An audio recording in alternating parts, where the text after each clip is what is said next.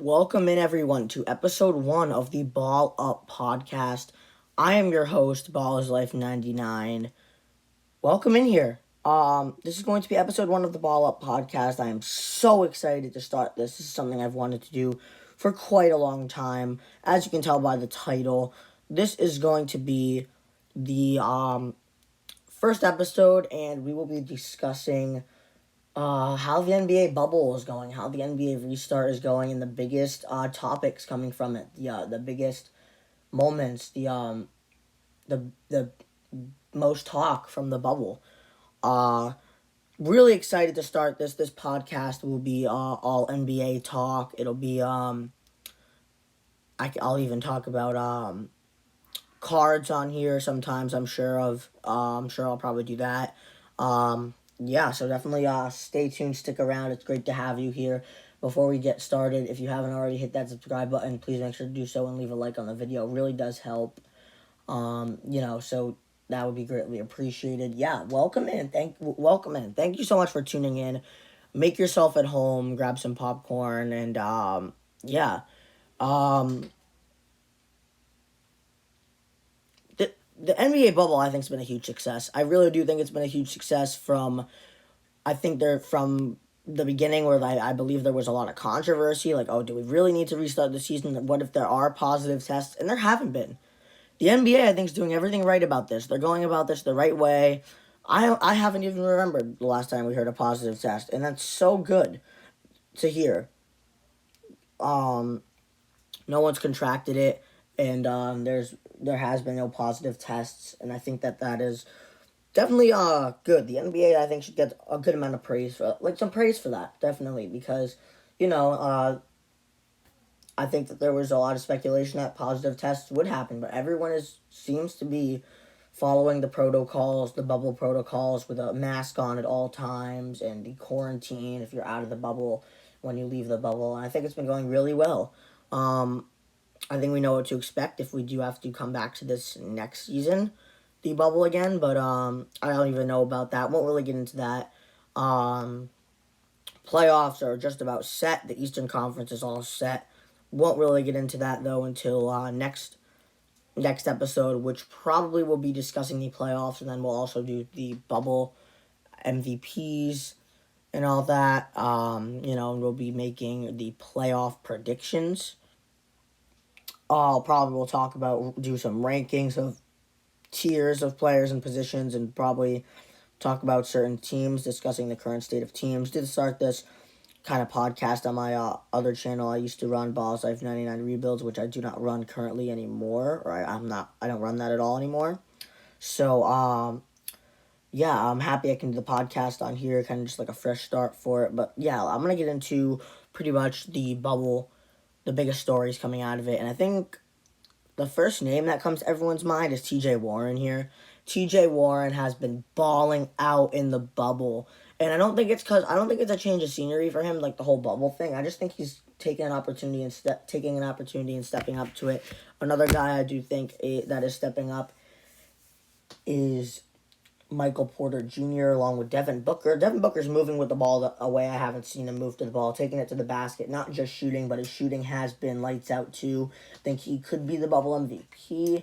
We also have, I don't know if they want to give it to TJ Warren or Michael Porter Jr. or MPJ, like even a rookie MPJ, but I think it's fine to give it to any of those three. I think it's down to those three, and also Dame Lillard, Kristaps Porzingis as well, Luka Doncic, but again, won't get into that because that'll be a future video, future podcast topic. But TJ Warren's just been going off.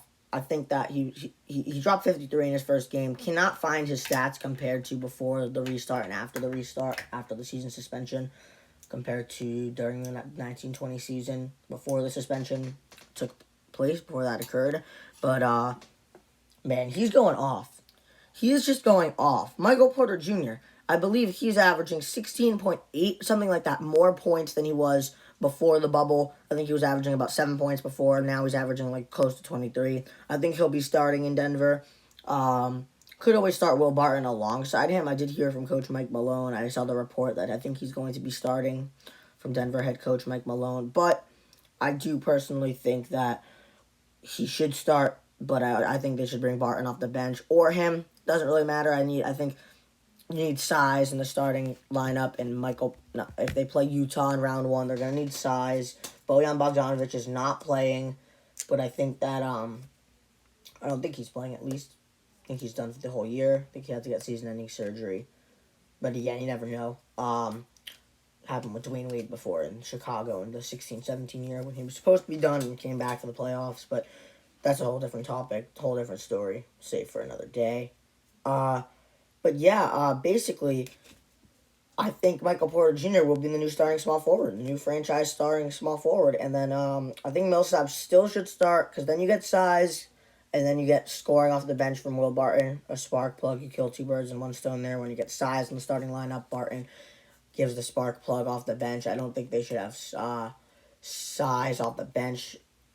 And then the scoring before. I think you need, in the starting lineup, I think you need scoring off the bench too, as well as the starting lineup, obviously.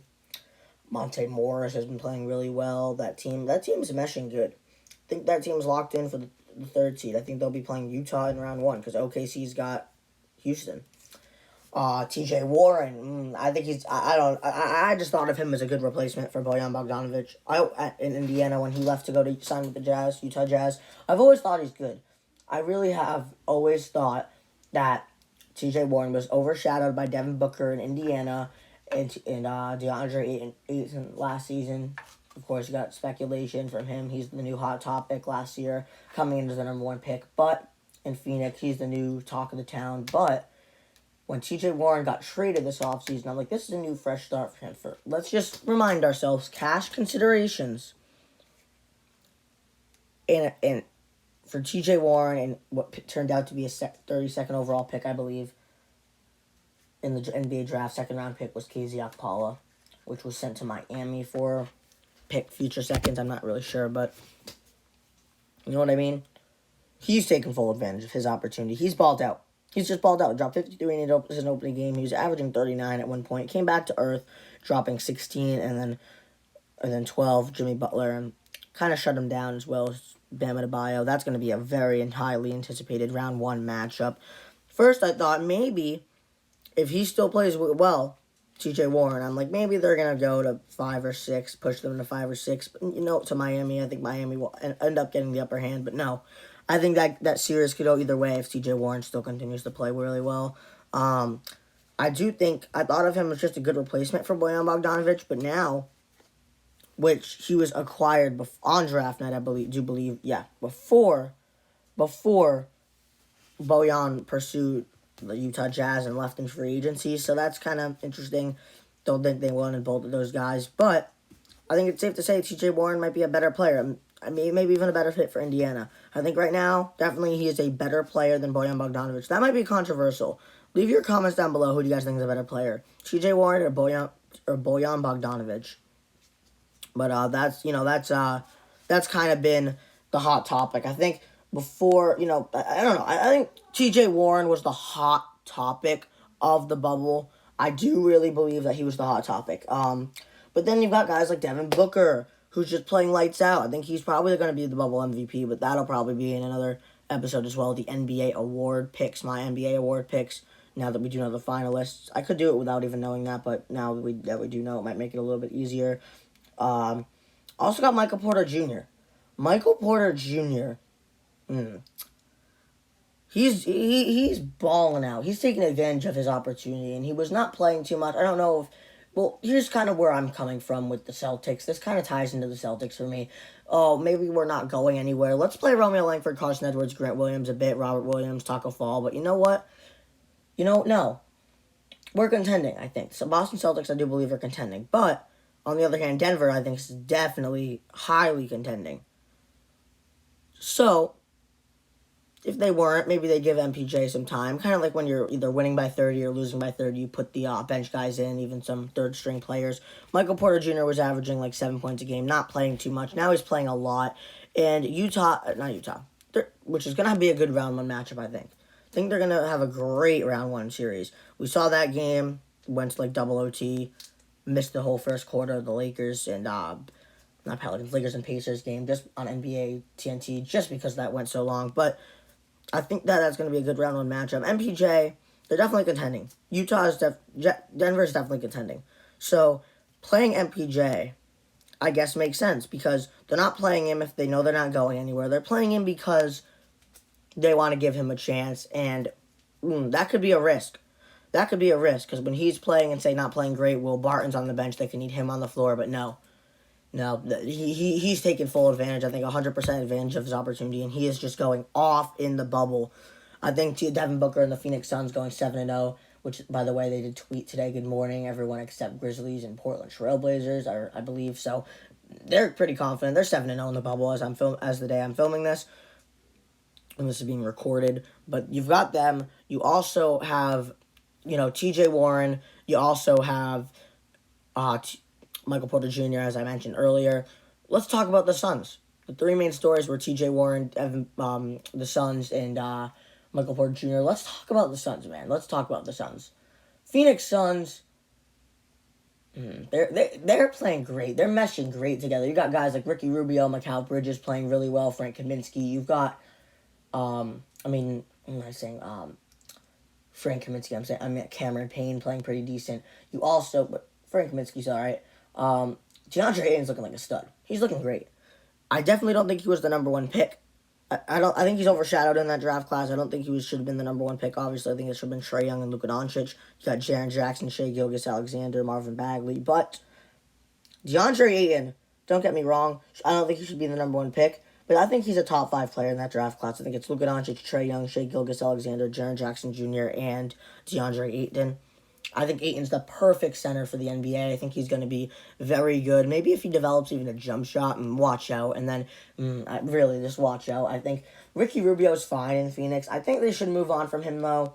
Maybe, if they get, pick 16 or 17, if, a guy like R.J. Hampton's still on the board in the NBA draft, pursue him. Go after R.J. Hampton. I do think that's perfect. Memphis, for all we know, could end up with pick 12 or 13, which will be,